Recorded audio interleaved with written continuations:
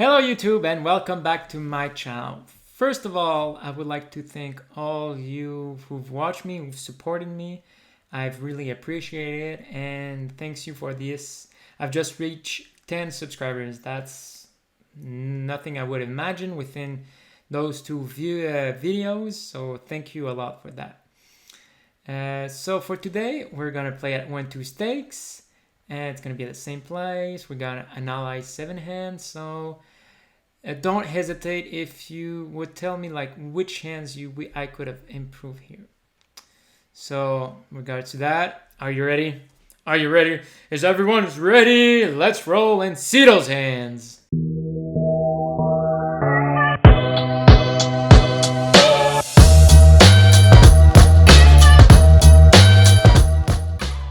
So the first hand of the night was 7-6 of clubs in the other gun +1 position. There's a limper, so I've raised it up at $12. The other gun +2 calls, small blind calls, and the big blind calls. Let's see flop. Which is 7-5-3 rainbow. Now it all checks to me, and I have a decision to make. Normally this board wouldn't hit my range because normally in the early position you want to play more of the premium hands. That is like aces, kings, ace queen, ace king, all the hands that are in the left top corner of the range chart.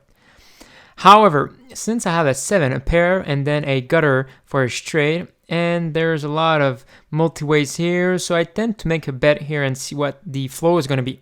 So I've bet a $20. My under the gun +2 calls, small blind calls, and the big blind folds. And let's see a turn, which is the 10 of heart. Now here the small blind checks, and since there's a pair higher than mine on the board, and the 3 people call my bet flop, so now I'm trying to figure it out what can I do here. If I've bet, what would I represent? Like a higher pair again, like aces, kings, ace, king, all this stuff. So since a lot of people called me on the flop, I tried to play it more carefully here and might induce a check raise, but I tend more on the check here. And since the undergun +2 put a bet of 45, small blind calls, here what can they represent here? A straight with 6-4, but I have a blocker with my 6. Do they tend to like have 8-9, 8-6? Do they have a lot of straight draw, a simple pair? And since the small blind call, I thought there was a lot of weakness here, and this 10 wouldn't hit a lot of people. And since there's also a flush draw with 2 hearts, it's probably not the wise decision I did, but I've put a raise at $100. If here I would have raised like I did, I should have put it higher, way higher than only like $55 behind what they previously bet. So that's my first mistake, that I've raised not enough. And then the undergun +2, called, and the small blind folds. The river is a 6 of spades. I've hit my 2 pair here, but I'm not really confident with my 2 pair since the undergun +2 called my check raise, so he must have a lot of strength. He must have sets here, so 7s, 5s, 3s, or he could have maybe touch finally his straight with a 4, 8, 9. So for my part, I don't think a bet here is a wise, so I decided to check. And to my surprise, he checked back, and he chose 8, 9 of clubs. And that was confusing because he finally get his straight and he didn't decide to bet. So now I'm really confused because how could someone play like this and hit his hand and not make any value? Anyways, these are the kind of situation I'm facing playing 1-2 stakes at my place. For my second hand, I have a pair of 5s in the undergun +2 position. There's a straddle, the undergun +1 limps. So here I raised to $15. I couldn't raise higher, but when I've raised like at 20 or 25, people tend to call anyway. And I didn't want to make a bigger pot than necessary because with a pair of 5, the only thing I can have is a set, mainly what I want. Anyway, so that's why I put a bet of 15. The cutoff position calls, the straddler calls, and the other gun plus 1 calls as well. And the flop is 5 of diamond, jack of diamond, and 10 of heart. Now I've hit my set. I don't regret that I should have raised earlier, because what are the chances to get a set on the flop is 1 out of 7.5. So I don't regret my pre-flop play, but anyway, now I have a set. Now it's time to put the pedal gas on and make some value here. So the straddle checks, the undergun plus 1 checks, and now with my set, and there's a wet board on this flop, so there's a lot of flush draw, straight draw, and all the things that could connect people. And since we're multi-ways, don't play slow your sets. Never play slow your sets. So with that all in mind, I've put a bet of half pot, $30. The cutoff position calls, and the other gun plus 1 calls. If someone would have raised me on the flop, what should I do? It's an easy call, depending on the raise size, because people will tend to either raise if they have the nut flush draw or the nut flush straight. And with all that in mind, if they tend to raise and they have jacks or tens, well, just be it, because it's a set over set and you're just unlucky. It's a cooler situation. But if someone would have raised me on the flop, it's a good thing, because I have a set and I want more money inside. So that's why you don't slow play, because you don't want them to catch as well. Or you can also induce some bluffs here. So I think the best thing is don't slow play your hands with sets, multi-ways. Turn is 6 of heart. Now there's 2 possibility of flush here, hearts and diamonds. Now the undergun plus 1 checks, and since S6 didn't hit a lot of people, but the heart could have, because they might have more possibility, you have a backdoor flush draw as well. And since I have a set, multi-ways, you don't put the brake now. It's time to go for some value here. And that's why I decided to bet a big box, big bet butts, and it cannot long. Sorry for that. I meant a big bet for the pot size.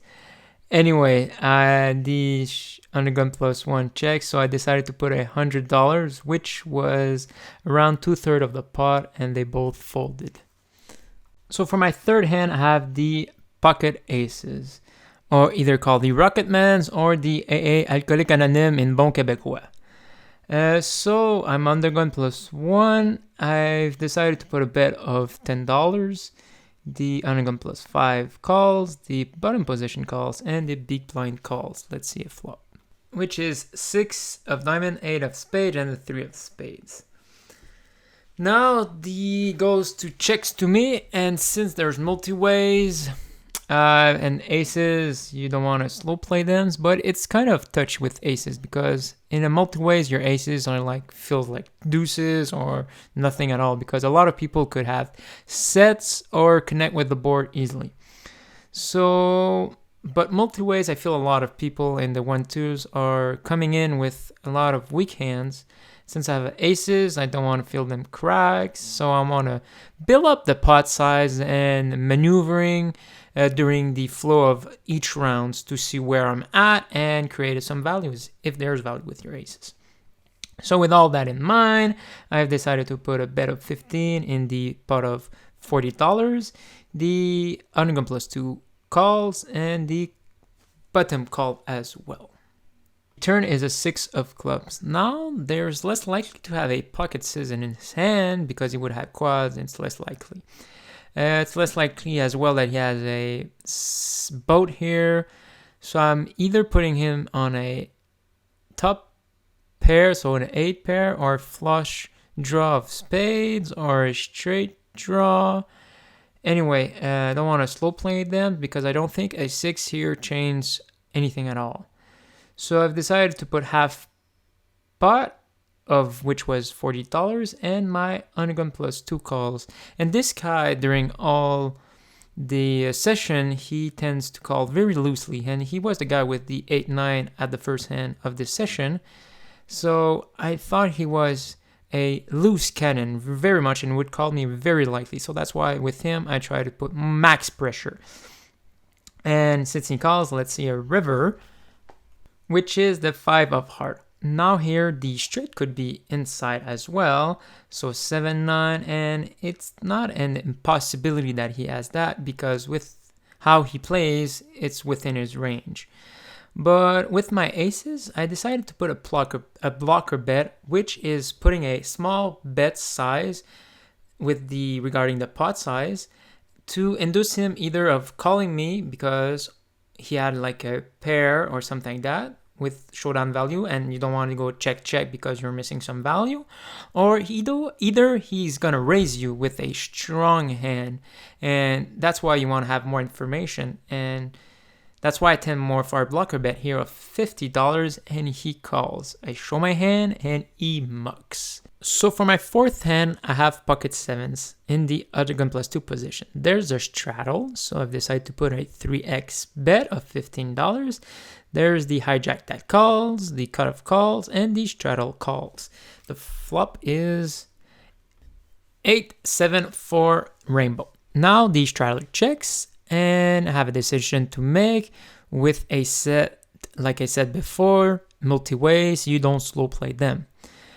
Someone could have a 6-5 here, so a straight, but his hand would be already made, and with my set, I could improve on my turn or river, making a full house or quads, but him who has a straight couldn't improve his hand. Anyway, so that's why I wanted to make the pot bigger, so that's why I decided to bet here, and either if I have a raise, someone would raise me, I would still probably make the call because I could improve here as well. So the hijack calls and the cutoff call, straddle folds. The turn is a king of diamond here. Now, does it hit people? It could hit people, but if it does hit people, that king, they only would have a pair, or even if they play like king 8, because they tend to be loose, they only would have 2 pairs, and that would be great for me because with my set, I beat them. So with a king in mind, I think the king hits more my range and less their range. But since I don't have the king, they have more chance to have the king since it's vice versa. It's more complicated with all the odds and all the stuff. Anyway, so I do not want to slow play here, and also because they could have a backdoor flush draw as well. Still decided to put some pressure here, but I could. But my mistake here is that I didn't put it high enough. I only put $50. I should have put it way higher to build the pot way more and to make people like go away to not catch what they want to catch, either like a straight or something else. But yeah, there are some merits, but don't check here. I don't think a check would be great here, so that's why I put a bet, but I think I should have bet higher. Anyway, I put bet at 50, the hijack calls, and the cutoff call as well. The river is a 3 of heart, which is also called a brick because it improves nothing at all. 6-5 is already there on the flop, so a 3 changed nothing. Nothing. A big brick. So here with my set, I still think I'm really good. I've decided to put a bet of $50 because I wanted to get called. But my mistakes is that I should have known which player I'm playing against. And this guy is a calling station with anything at all. And since the pot is already near like $300, I should put way higher. So here, my second mistake is that I've missed some value here because I've decided to only put a small bet, which I could have more value if I put a higher bet. I had that value of putting a higher bet, and this guy could have called me with the calling station. Anyway, he decided to call as I knew he would call because he's a calling station and I'm just a random stupid guy of not making my value here, and I show my hand, he decided to muck. So for my fifth hand, I have ace queen of diamond in the big blind position. There's 4 limpers and the cutoff put a raise of $50. Normally in the 1-2 stakes, a bet of this size would be like aces normally, and would scare everyone and everyone would fold it. But this guy, this night, loves to play like loosely, cannonly, and make big bets with nothing. And what is tricky with the guy is that he's better than the average person who's going to play on the table. So I have to be careful, but also I shouldn't be afraid of what he makes because he tends to play very aggressive with chunks. So with a good hand, a premium hand, ace queen of diamonds, I've decided to make the call, and the left guy, the one with 7, the 8, 9 at the first hand, who plays like a weirdo, decided to make a call as well. Which the flop is 9, 10, queen, rainbow. Now, since I'm not the aggressor here, I can let the other people talk for themselves, and I decided to check here. The under the gun put himself all in with $75. The cutoff folds. Here, it's an easy decision for 2 reasons.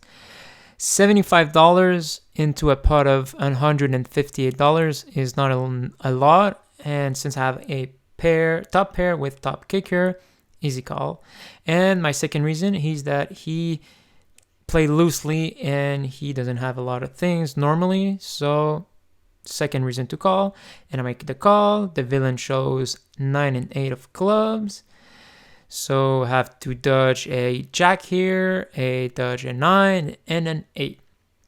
So the turn is a 3 of clubs and the river is a 6 of diamonds, and I win the spot. So for my 6th hand, I have 8, 7 of spade in the low jack position. There's a limper, so I decided to put a bet of $15. The hijack calls, the big blind calls, and the first limper call as well. The flop is 10, king, and 7 rainbow. Now everyone checks to me. I have a decision to make. But since I only have the bottom pair here with a weak kicker, anyway, my kicker doesn't influence at all. A lot of people could have a 10, a king, a queen jack, so it could connect a lot of people, and since I have the lowest pair, I don't think there is a reason to bet here, so I decided to check, and the hijack check as well. So the turn is a 7 of clubs. I didn't ask for it, but my luck sack just arrived, and I just hit a set here.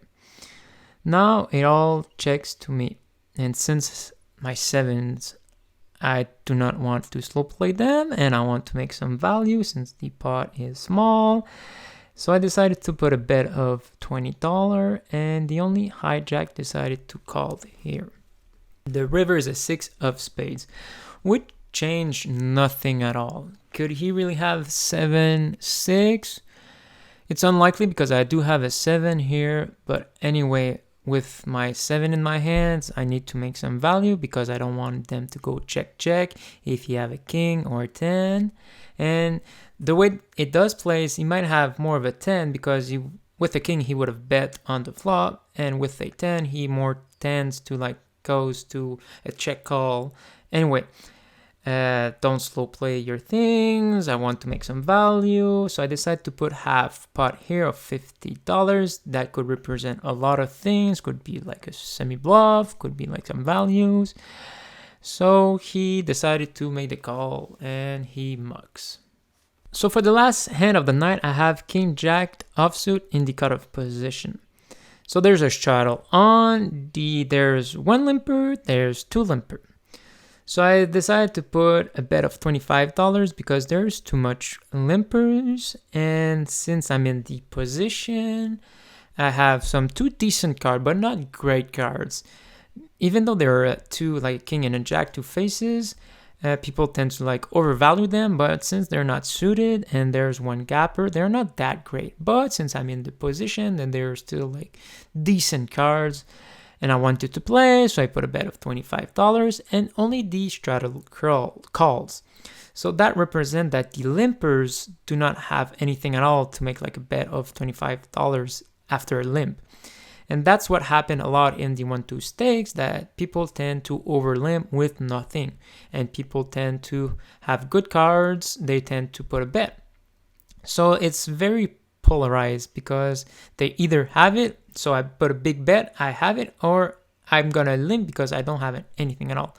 or once in a while they might have like aces or ace king and just limp and gonna do like a limp raise, and then it's like obvious because they wouldn't do that with anything at all.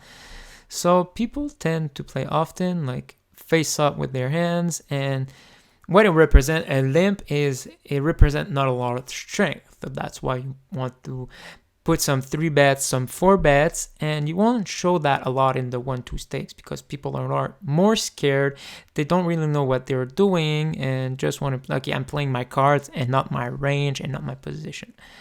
So that's why I tend more often to put like 3 bet, and I tend more to be an aggressor. Anyway, I'm gonna stick with my hand, and only the straddle call. The flop is 4th club, king of spades, and a 5 of heart.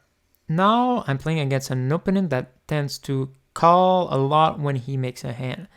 And since this flop hit often my range, sometimes his, but he's a straddler, so he's playing more loosely because he have like want to defend his straddle.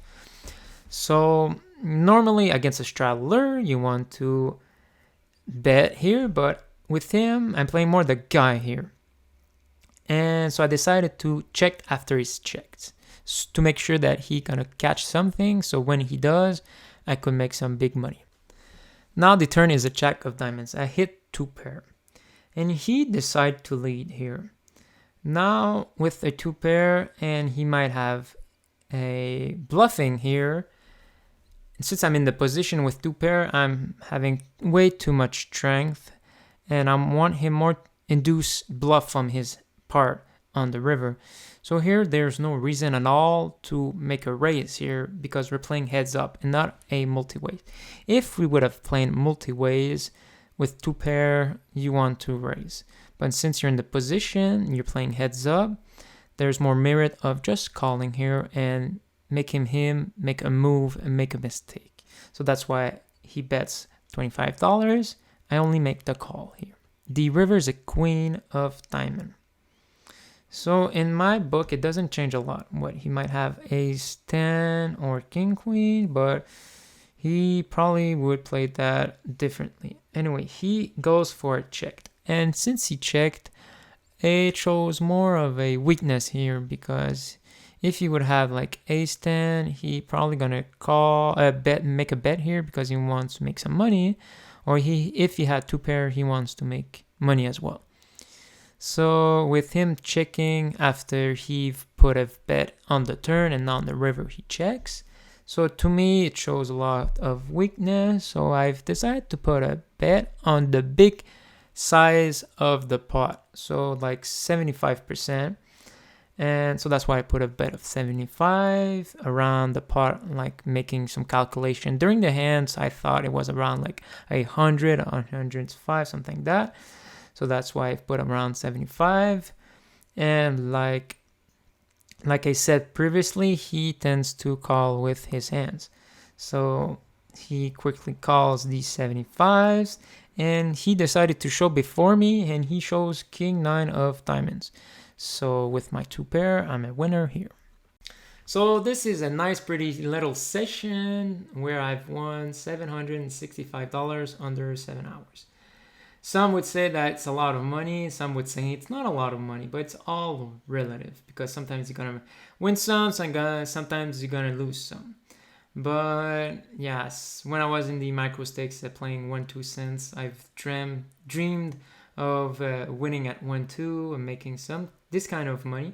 And now I'm making this kind of money, so I'm just going to appreciate it and just going to see what it's going to be because I think I'm running hot.